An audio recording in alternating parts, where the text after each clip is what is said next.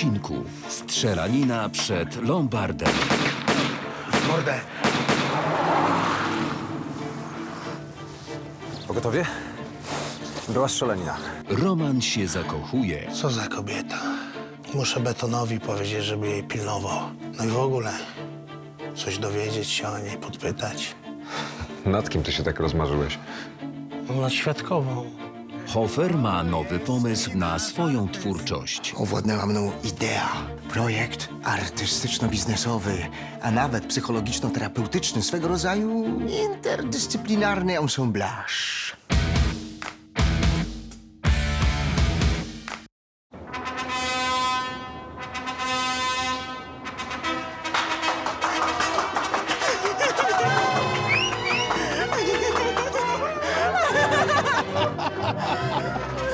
Jestem taka szczęśliwa, kocham cię.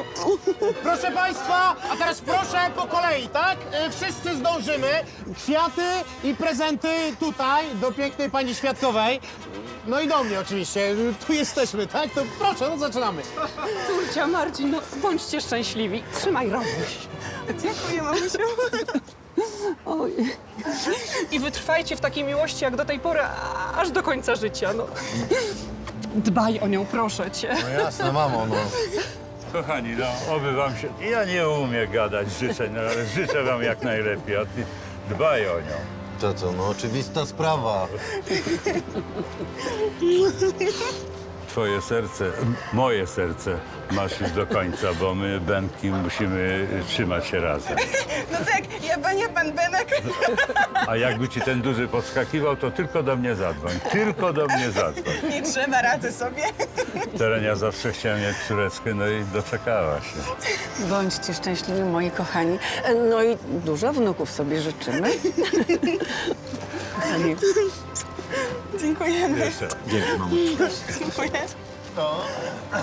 Słyszałaś, dużo wnuków, dużo dzieci wam życzymy. Kochani, Benia, bardzo się cieszymy.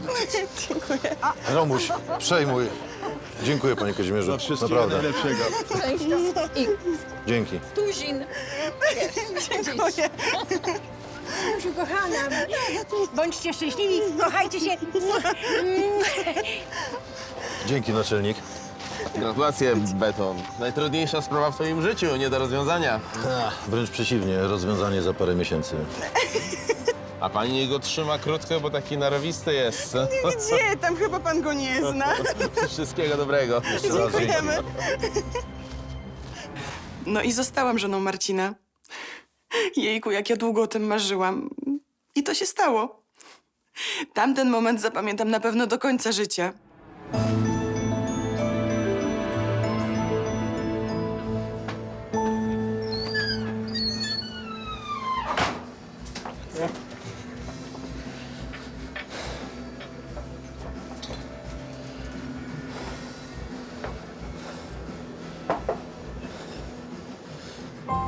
Pięćdziesiąt.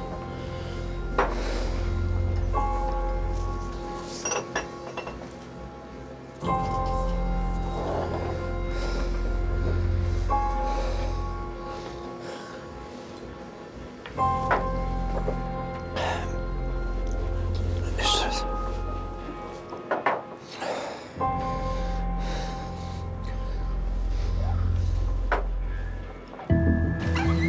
To! Aresztować go! Zabił mi żonę! Spokojnie, Halo. spokojnie. Niech się pan uspokoi. Pan Gajda? Tak, Starszy posterunkowy Lubiecki. Dokumenty poproszę. nie mam. Zostawiłem w szpitalu tutaj niedaleko. Szedłem tylko na chwilę. No o co chodzi? Jeszcze się pytasz? Zaszlachtowałeś ją, pijaku jeden ty! Spokojnie. Niech się pan uspokoi. Nie mogę się uspokoić. Musicie go zamknąć. Wiemy, co mamy robić. Przecież on po pijaku operował, a teraz próbuje zawrzeć ślady. No, co pan wygaduje? Wygadujesz? Przecież on szuka alibi. A teraz niby, że teraz poszedł się napić. Tak, niby teraz. Dobrze, widzę, że tu nic nie wyjaśnimy. Jedziemy na komendę. Proszę. Bardzo dobrze, mam nadzieję, że się nie wywiniesz. Rzeźniku ty jeden. Spokojnie.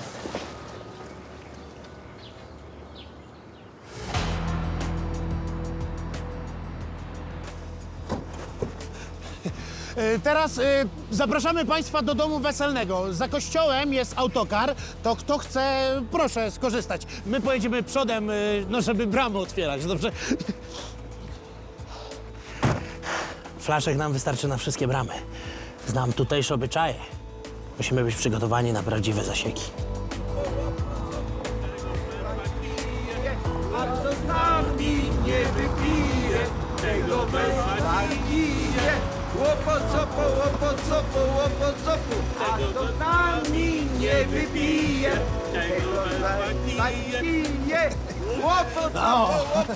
Na zdrowie chłopaki!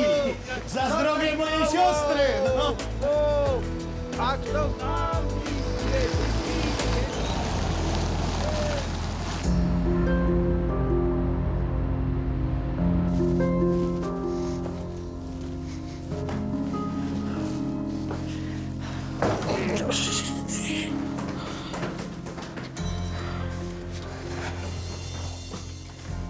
Gdzieś ty był? Grzegorz. Daj mi spokój. Wszystko jasne. Ja nie wiem jak ty możesz być tak nieodpowiedzialny i głupi. Miałem ciężki dyżur. Oczywiście, bo piłeś. I pacjentka ci zmarła na stole operacyjnym. Dzwoniłam do szpitala, Wojtek mi wszystko powiedział. Wojtek gówno wie. I ty też mnie nie rozumiesz. A co tu jest do rozumienia? Spójrz na siebie. No spójrz na siebie, panie doktorze. Jestem dobrym lekarzem. Ja nie popełniłem żadnego błędu. Lekarzem? Lekarzem to ty może byłeś. Teraz jesteś zwykłym pijakiem, rozumiesz? Wiedziałam, że to się kiedyś tak skończy. Na sali byłem trzeźwy. Nie uśmieszaj się, dobrze? Spójrz na siebie. Kto ci uwierzy? Idź! Zobacz, co ze sobą zrobiłeś. Idź. Zostaw mnie. Po weselnym weekendzie w poniedziałkowy poranek młodzi małżonkowie wciąż nie mogli się sobą nacieszyć. Nawet nie zdążyliśmy rozpakować wszystkich prezentów. No wiesz, no, mieliśmy lepsze rzeczy do roboty. Wiesz co? Jak byłam taką małolatą jeszcze, to właśnie tak sobie to wszystko wyobrażałam. To znaczy jak, że nie będzie czasu na prezent? No nie, głupta się. Tę całą uroczystość. Wiesz, konfetti, kwiaty, ślub, no i wesele później. To było niesamowite. I co, już wtedy wiedziałaś, że wyjdziesz za glina? Nie, ale wiesz, na wsi policjanci mają bardzo duże poważanie. No i są fajni. Wiesz, może kiedyś tak było, ale teraz wszystko się zmienia. Nastawienie do policjantów też. No, sorry. Szef. No co tam, szefie? Jest robota, zaraz podjedzie po ciebie radiowóz. Nie no, szefie, no przecież nie ma opcji. Ja za 4 godziny mam samolot na Kanary, także wracam za tydzień. Żartowałem. Jezu, to niech mnie szef tutaj nie straszy przed podróżą poślubną, bo zajdę na zawał, no. Chciałem tylko podziękować wam za zaproszenie na ślub i wesele. Nie no, my też dziękujemy, że szef przyjechał. No widzimy się, jak wrócę. Życzę miłej podróży poślubnej. Na razie. To co? Tydzień w raju. Ja nie potrzebowałam Kanarów, żeby poczuć raj. Byłam w nim od kilku dni. A może nawet wcześniej. Od kiedy poznałam Marcina.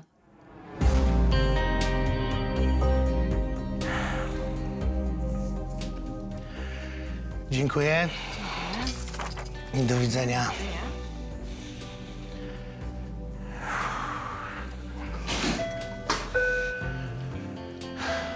Normalnie nie dadzą człowiekowi odsapnąć. Nic odpocząć. Jeszcze chyba mi się coś z oczami robi, bo mi się banknoty mieszają. Aż pij kawę. Dzięki. Ale wiesz, klina to się wbija klinem. To jest takie stare powiedzenie ludowe, że coś z wesela zostało, to może by... Tomek, ty lepiej zostaw te mądrości życiowe, czy tam mądrości ludowe. W pracy masz być trzeźwy, pij kawę.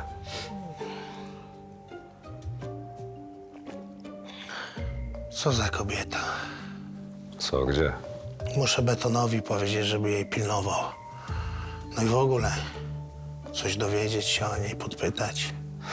Nad kim ty się tak rozmarzyłeś? Nad świadkową. Litka. Co to jest za dziewczyna? Normalnie cud ci mówię.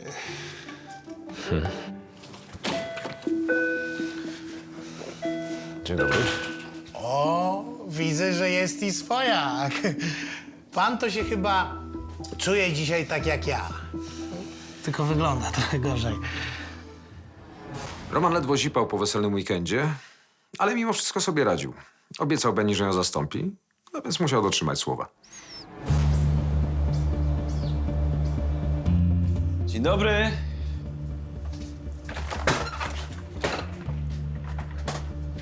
Jeszcze zamknięte. Zapraszam po 10. Komenda miejska, podkomisarz Robert Kander. O co chodzi? Przedwczoraj obsługiwał pan doktora Gajdę. Nie wiem. Być może to stały klient. A w jakim stanie przyszedł? Był zdenerwowany. Po czym pan poznał? Wie pani co, ja 20 lat za barem stoję i potrafię poznać, kiedy klient pokłóci się z żoną, a kiedy zapija niepowodzenie w pracy. A pan doktor co zapijał? Mówił coś o śmierci na stole. Powiem, że takie rzeczy zdarzają się rzadko, a był do tego nieźle roztrzęsiony. I co dalej? No nic. Wypił 3,50 i poszedł. Mówił pan, że to stały klient? Tak. Przychodzi po pracy. Wypije lufę, nieraz 2. Chociaż czasem zabawił dłużej. A przychodził już pijany? No nie. Pijanych nie obsługujemy. Proszę pana. No nie wiem. To poważna sprawa, Wince. Albo pan mówi, albo będziemy pana musieli wezwać na komendę. Okej, no zdarzało się. Przyszedł kilka razy wcięty.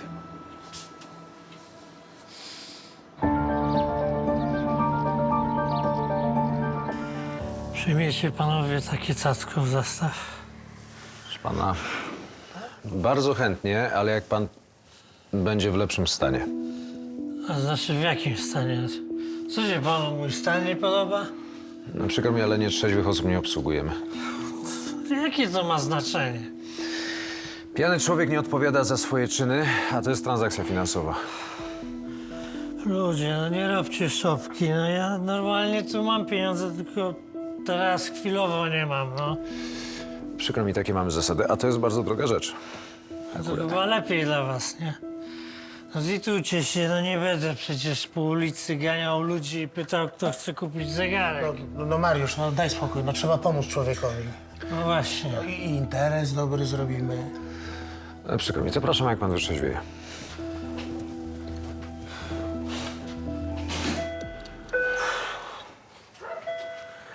Dzień dobry się z państwem. Dzień dobry, panie Rolecki. Pan doktor? Pan mnie zna? No jak to? Przecież pan mi życie uratował. Żyły udrażniał.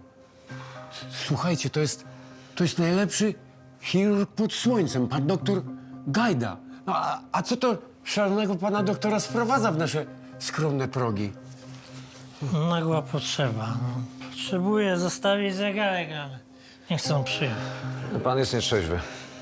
Oj tam. Zróbcie to dla mnie po naszej starej znajomości. Każdemu może się zdarzyć, no. Takie mamy zasady, panie Rolecki. No ale to jest nie byle kto. To jest szanowany pan doktor, no. No nie wygląda. Mam chwilowe problemy, no. Mariuszku, daj spokój. Trzeba pomóc panu doktorowi. No nie chciałem się zgodzić na te transakcje, bo w wyniku takich akcji Lombard często miał kłopoty. Ale w końcu uległem namowom Romka i Roleckiego. Miałem tylko nadzieję, że nie będę tego żałował. Nie wiem, co o tym myśleć. Wiadomo, że niektórzy lekarze nie wylewają za kołnierz. Krąży taka opinia? Nie wiem, może był w szoku. Zeznał, że nie spodziewał się takiego obrotu sprawy na sali operacyjnej. Sytuacja go przerosła, musiał odreagować. Albo był pijany już podczas operacji. Świadkowie mówią, że nie mógł zacząć pić po operacji i śmierci pacjentki. Znaleziono puste butelki w jego szafce. A to też nie dowód. Za rękę go nie złapałeś. A tak a propos picia. Jak się czułaś po weselu? Pilnowałam się. Ty zdaje się też. No. Chyba wolę cię bez munduru. No ja też. Ale dobrze wyglądałaś w tej kreacji. Tak, wydałam na nią pół pensji. Warto było. Powinna się częściej tak ubierać. I w takim czymś ścigać bandziorów. Zrobiłabyś na nich piorunujące wrażenie. Jak na bracie panny młodej. Dobra, dobra, do roboty.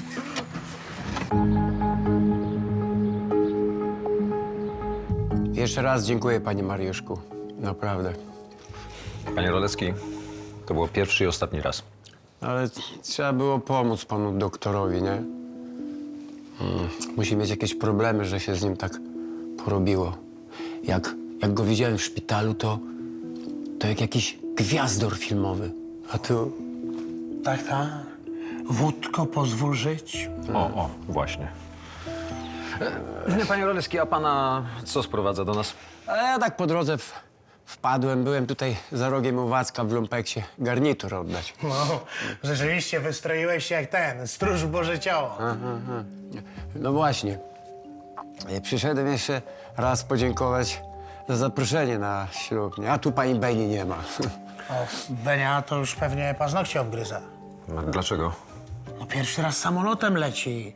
No, zaraz tu pewnie startują na te Kanary. To jest wspaniała dziewczyna. Zaprosiła mnie na ślub i na wesele. No.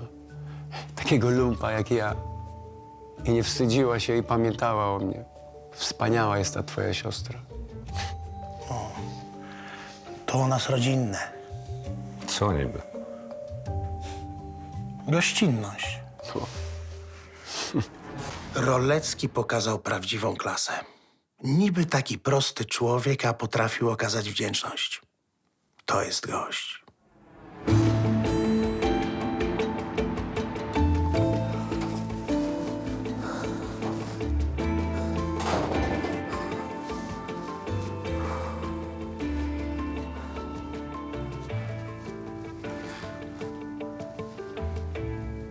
Jadzia, co ty robisz? Jedziesz gdzieś? Odchodzę. Ale jak to? Mam już cię dość. Ciebie i tego wszystkiego. Dzwonili do mnie ze szpitala, pytali, co się z tobą dzieje. Znowu musiałam świecić za ciebie oczami. A ty nawet nie raczyłeś zadzwonić. Ale... Słuchaj, komórka mi padła. Dyscyplinarkę dostaniesz. Operowałeś po pijaku, masz prokuratora na karku, nie stawiłeś się na dyżurze. Bzdura, ja byłem trzeźwy. I kogo ty chcesz oszukać? Ale nie kłamię. Zrozum, słuchaj mnie, ja wypiłem po wszystkim. Ta sytuacja mnie przerosła. I tak długo ci się udawało. Udawało ci się ukrywać to, że pijesz, a w końcu wpadłeś. Ale kogo ty chcesz ze mnie zrobić? Jakiegoś moczy mordę? Bo tym właśnie jesteś. Ale co innego bania dla kuraża, a co innego oporowanie po pijaku. No, ja nigdy bym w życiu czegoś... Dobrze, dobrze. Chcesz iść na dno? Proszę bardzo, byle beze mnie. Ja nie mam zamiaru znowu cię ratować.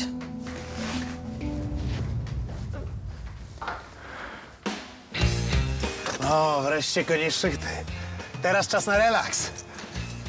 Ty tylko uważaj z tym relaksem, bo skończysz jak doktor. Spokojna głowa. U mnie wszystko pod kontrolą.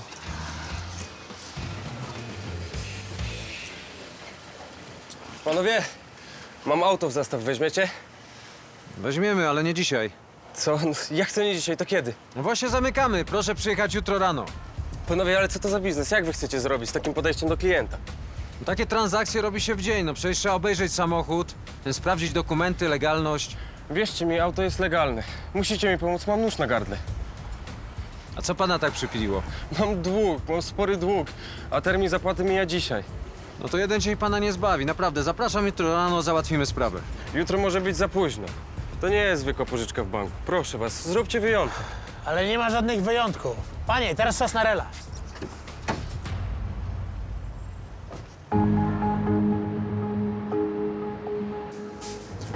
Piwo, proszę.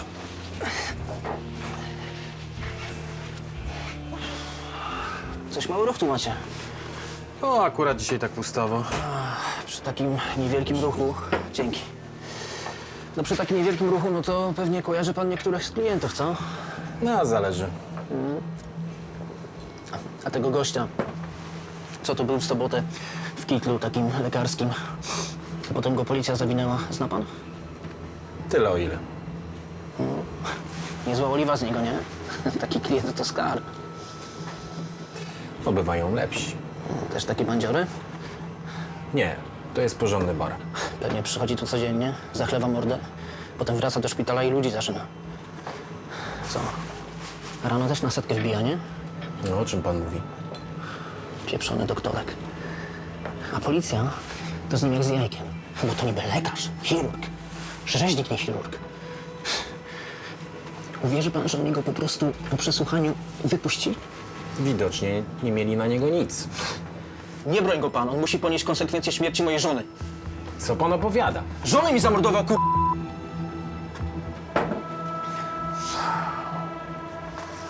A nie wie pan przypadkiem, gdzie ten doktor mieszka? Nie, nie wiem. I nawet gdybym wiedział, to bym panu nie powiedział.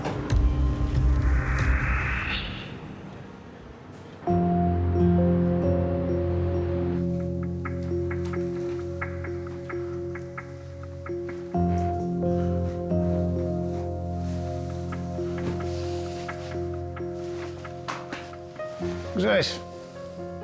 Halo. Co ty wyprawiasz? Cały dom można wynieść. Co ty robisz? Szukam ciebie. No już znalazłeś, do widzenia. Grzesiu, pogrążasz się i przy okazji mnie. Dobrze wiesz, że za wszystko, co się dzieje na oddziale, odpowiedzialny jestem ja. Każdy tylko patrzy na swój nos. Nieprawda, Grzesiu. Jesteśmy przyjaciółmi, chcę ci pomóc. Ale ja nie potrzebuję pomocy.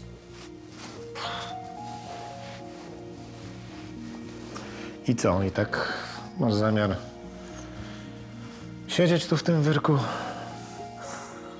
Mam dość, rozumiesz? Mam tego wszystkiego dość. Ile jeszcze tych bezsensownych śmierci? Co? My im pomagamy, a oni nie współpracują. No. Mają nas za wrogów. Grzesiu, każdy może popełnić błąd. Ja nie popełniłem błędu. I krew była rozrzedzona jak woda.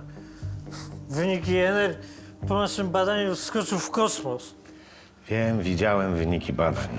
Ale nikt nas nie poinformował o tym przed operacją. Ja nie byłem przygotowany na transfuzję. Ktoś inny popełnił błąd. No, się wykrwawiła, bo brała antykoagulanty, rozumiesz? Grzesiu, tym bardziej walcz, rozumiesz? Musisz walczyć. Nie mam siły. Wszyscy są przeciwko mnie. Nawet Jadzia mnie zostawiła. No i gdzie ona jest? Nie wiem. Nie pojechała do mamusi się poskarżyć. Przestań pić. To wszystko się ułoży. Łatwo ci mówić, bo to nie ty robiłeś operację. Tego nie było jak zatamować, rozumiesz? Ja nie popełniłem błędu. Grzesiu, myślisz, że ja nie miałem takich sytuacji? Musisz walczyć. To ci pomoże.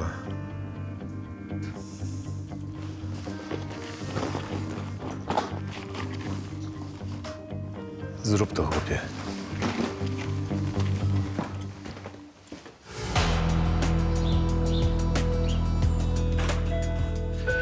Dzień dobry. Przepraszam, ale autobus się spóźnił. Nie wiem, to pewnie przez te korki. No, całe szczęście, bo już myślałem, że popłynąłeś. Gdzie niby popłynąłem? Nie gdzie, tylko z czym? Z nurtem tej weselnej wódki. No co ty, no, coś takiego to nie ja. No. Ja jestem solidna firma. Może bidna, ale solidna. Dzień dobry. A, dzień dobry. O, jest Cześć. i nasz artysta. A co? Nie było się na ślubie Beni? Pardon. Zapomniałem, że nie było zaproszenia. I tak bym nie miał czasu. Pochłonęły cię kolejne muzy? Owładnęła mną idea. Wspaniała idea! Czyli znowu jest pan na górce. Projekt artystyczno-biznesowy, a nawet psychologiczno-terapeutyczny, swego rodzaju interdyscyplinarny ensemblage. Hofer miał 1000 wizji, pomysłów, projektów, ale rzadko który udawało mu się doprowadzić do końca. No ale tym razem w oczach miał taki obłęd, jakby odkrył nową planetę. A jak możemy pomóc w realizacji tego projektu? No właśnie, potrzebuję kilku narzędzi, takich mocnych, spiżowych, takich pełnych energii, potężnych. No. Pełen ogląd. No nie wiem, czy będziemy w stanie sprostać wymaganiom. To mają być narzędzia zniszczenia, unicestwienia, anihilacji. A czemu mają służyć te narzędzia? No, one będą wyposażeniem w moim pokoju gniewu.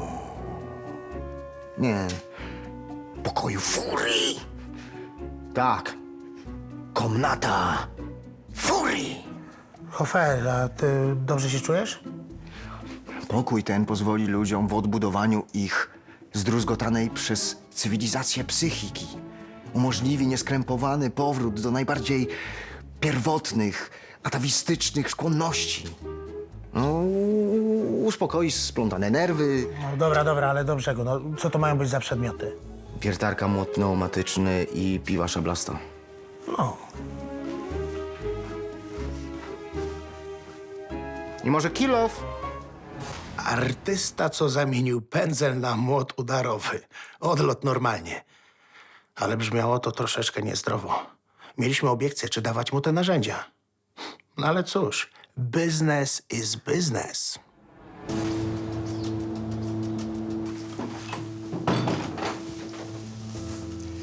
Nie powinnaś zostawiać go w tej sytuacji. Dobrze wiesz, że kiedyś musiało to nastąpić. Ja też mam swoją wytrzymałość. Proszę cię, daj mu jeszcze jedną szansę. Po tym, co zrobił, mówią, że przez niego zmarła ta kobieta. Nie wierz we wszystko, co mówią. Grzegorz prawdopodobnie jest niewinny. Ta pacjentka przesadziła z lekami na rozrzedzanie krwi i nie poinformowała o tym. To nie zmienia faktu, że on jest uzależniony. Słuchaj, jego upadek pogrąży nas wszystkich. Nie możemy sobie na to pozwolić. Ja to mam na co dzień. On już upadł. No widzisz? A nie mówiłam? Cholera. On się nigdy nie zmieni. Jak wpadnie w ciąg, to po prostu nic go nie powstrzyma, rozumiesz? Cholera jasna. Jadę go szukać. Zostanie jak coś, daj znać.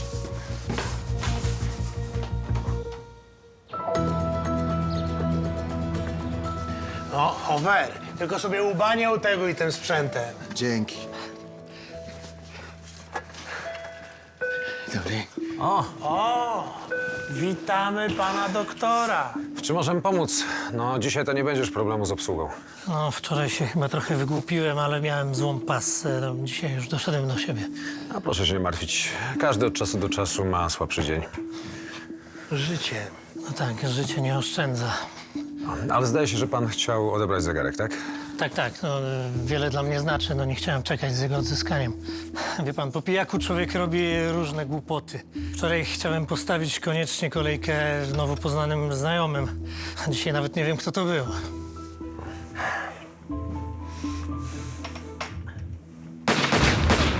Mordę.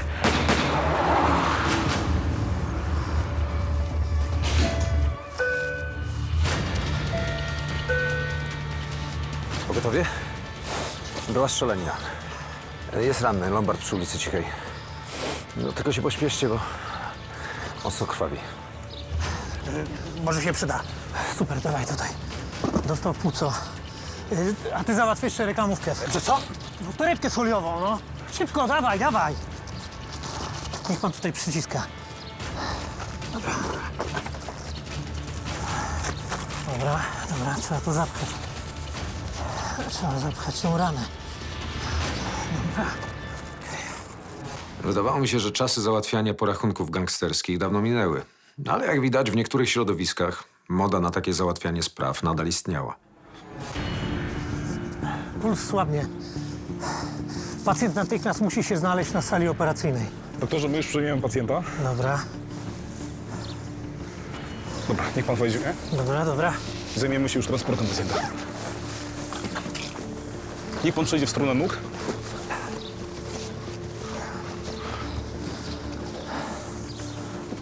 Gotowi? Tak. Raz, dwa, trzy.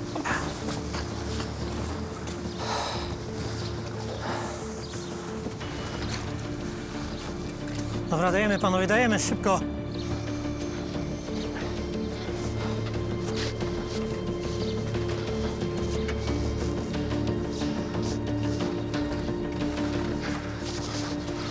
Jeszcze zbierzemy parametry i zaraz powtórzymy. Dobra.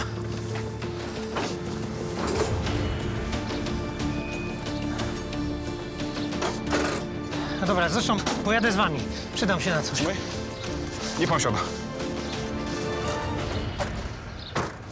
Byłem pełen uznania dla profesjonalizmu tego lekarza. Bardzo chciał uratować tego człowieka, a jeszcze wczoraj sam potrzebował pomocy.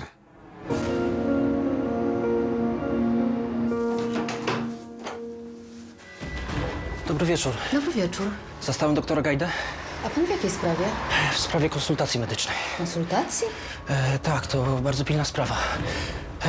Znaczy, wie pani, to sprawa życia i śmierci. Mojej żony. Wie pan, to trochę dziwne. Mąż do tej pory nigdy nie umawiał się z pacjentami u nas w domu. No ja rozumiem, ale to bardzo wyjątkowa sprawa. Proszę panią. Ej, Roman, zostaw. Policja musi skończyć najpierw, no. No ale interes na tym traci. Nie możemy obsługiwać klientów. Spokojnie, dzwoniłem do Kazimierza, zaraz będzie. Zostaw na razie. O, dzięki. Cześć, Litka.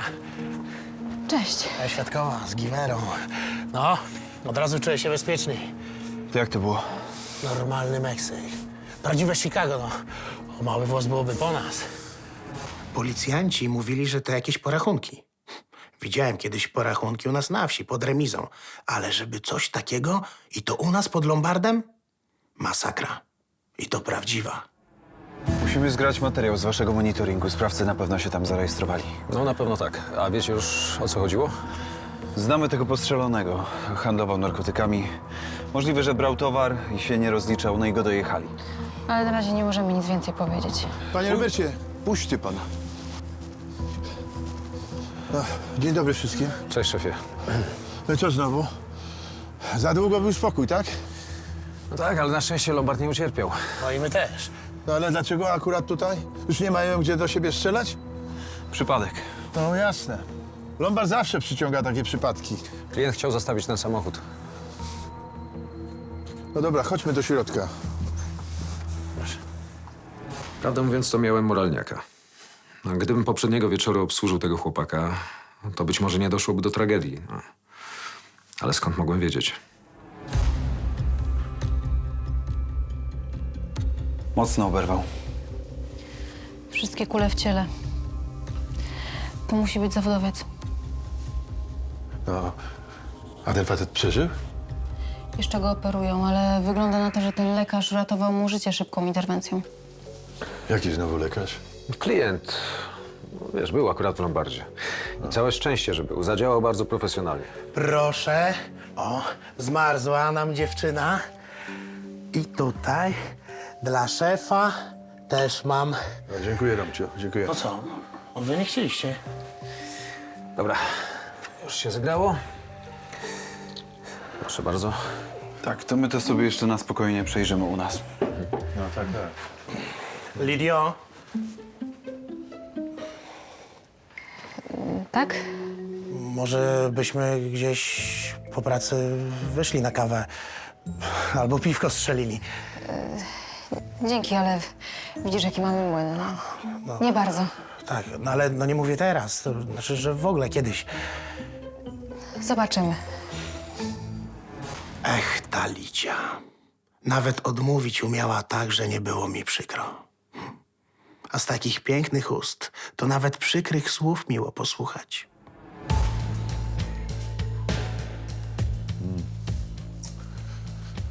No, chyba wystarczy na dzisiaj tego wszystkiego, co? No chyba tak. Czas zamykać już. No, to lecę. Na razie. Do widzenia. Cześć. Słuchajcie, to jest jakiś portfel. A, to tego doktorka. Właśnie miał płacić za zegarek, kiedy zaczęli strzelać. A, rzeczywiście. Hej, co robimy? No i to co? Schowamy, jak przyjdzie jutro wykupić, to się mu odda. Nie, no tak nie może, no. Trzeba mu go oddać. No pewnie facet się zamartwia. Nie, masz rację, należy mu się to od nas. No dobra, muszę wracać, bo wyrywaliście mnie ze spotkania z gośćmi i Becia sama została w domu. No, w prawie jazdy jest jego adres, to ja zawiozę mu go. O, bardzo fajnie, dziękuję. No, trzymajcie się. Cześć, Kazimierz. Do widzenia. Kazimierz miał rację. Trzeba było oddać portfel właścicielowi, żeby się nie martwił. On i tak miał pewnie dosyć przygód jak na jeden dzień.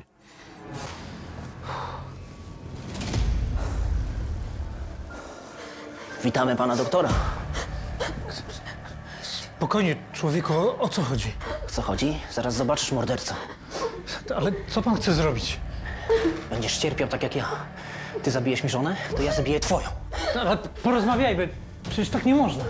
A po pijaku operować można? Ale ja nie byłem pijany, to nie była moja wina. Pańska żona brała antykoagulanty. A co mnie to obchodzi?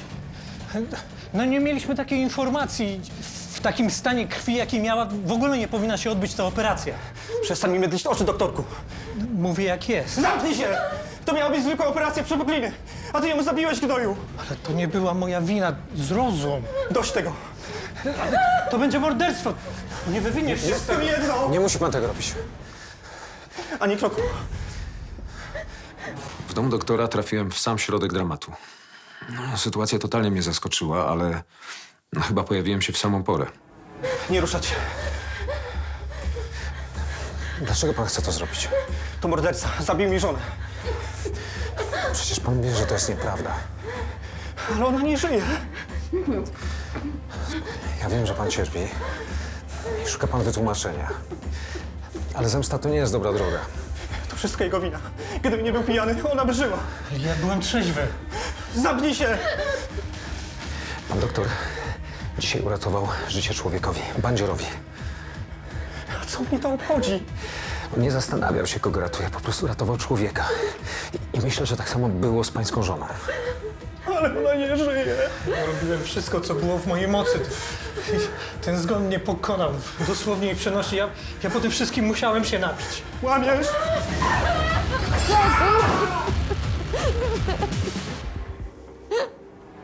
Facet był zdesperowany, ale nie był typem mordercy. Wahał się i ja to widziałem. Nie chciałem robić mu krzywdy. On potrzebował lekarza, a nie kata.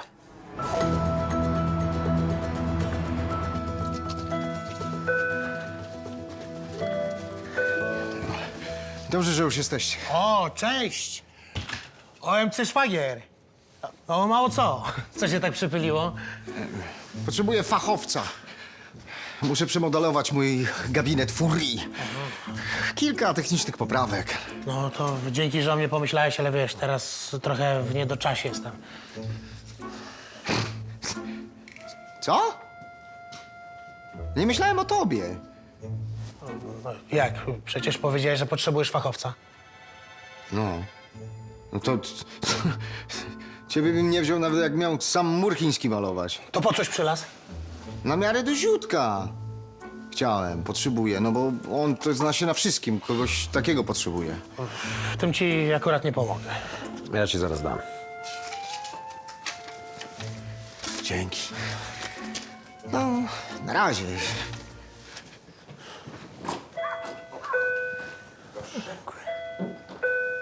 Dzień dobry.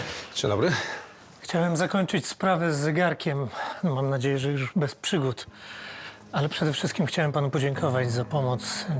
Nie potrafię sobie wyobrazić, co by było, gdyby nie pan. No to naprawdę drobiazg. Najważniejsze, że wszystko się dobrze skończyło. Zaraz o czymś nie wiem? No, pan Mariusz wczoraj uratował życie mojej żonie i prawdopodobnie moje też. Jak to? No, przecież miał tylko portfel zanieść. Gdzie się pan tego nauczył? Pan musiał być przeszkolony. Proszę powiedzieć, jak się czuje żona? Wszystko dobrze? No tak, teraz już w miarę dobrze. Obecnie śpi, dostała dużą dawkę środków uspokajających. No. Właśnie, zegarek. Chłopie. To będzie 3630 z prowizją. Mariuszek wyrósł nam na bohatera. Szkoda, że to nie ja pojechałem z tym portfelem. Miałbym o czym porozmawiać z Lidią. Byłam już wczoraj, ale coś się u was tu działo. Pełno policji, karetka pogotowia, wielkie zamieszanie, aż się wystraszyłam. Wie pani, mieliśmy taki wypadek. Ale wracając do ekspresu, tak jak mówiłem, 550 zł. No, przygotowałam pieniążki, już daję państwu. Bardzo proszę, proszę przeliczyć. Proszę pani, będzie pani zadowolona z porannych kawek. Oczywiście. Bardzo dziękuję, do widzenia. Jeszcze paragon dla pani. Ojej, Proszę bo bardzo. zapomniała paragon. Do widzenia. O, co za goście. Proszę bardzo. Jak miło. Cześć. Za kawę podziękujemy. No, mogę coś innego przygotować. Nie, śpieszy nam się. Z tobą chcielibyśmy się umówić na popołudnie. Okej. Z nim? A ja nie? Na złożenie zeznań w sprawie doktora Gajdy. A ty, zdaje się, nie miałeś z tym nic wspólnego. No, też żałuję. A co z tym szaleńcem? No wiesz, od czego by tu zacząć? Bezprawne pozbawienie wolności, usiłowanie zabójstwa, groźby karalne. No to pewnie parę lat do odsiadki dostanie, nie? Facet był w szoku, więc to go trochę tłumaczy, ale jak na to spojrzy sąd? A co z tym postrzelonym na naszym podwórku? Przeżyje, ale sprawców dalej szukamy. Może jak dojdzie do siebie, to nam w tym pomoże. Na pewno dacie sobie radę. No, a my z tym monitoringiem to też trochę pomogliśmy, nie? Samochód, którym odjechali, pół na kradzionych blachach. Aha, no, ale zawsze można na nas liczyć. Ja to w końcu mam w rodzinie policjanta, to jestem swojak, nie? Tak. To widzimy się po południu? Tak. No, to wpadajcie częściej. Tak prywatnie, na luzie, nie? Co, nie Lidia? Zapraszamy. Cześć. No i poszła. Szkoda. Ech.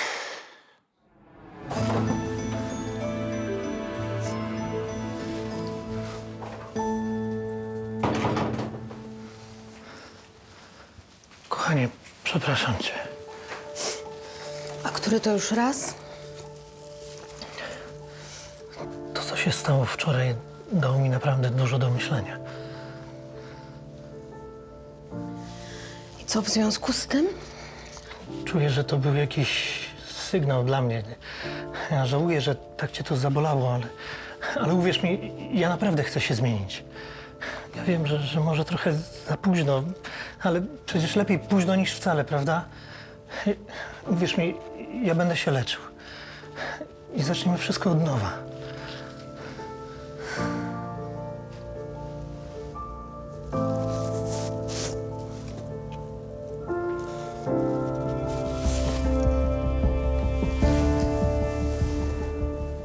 W następnym odcinku Maciej uczy klienta sztuki podrywu. Najlepiej będzie, jak spróbuje pan poderwać koleżankę. Mnie? Czy Marysia nie akceptuje Mariusza?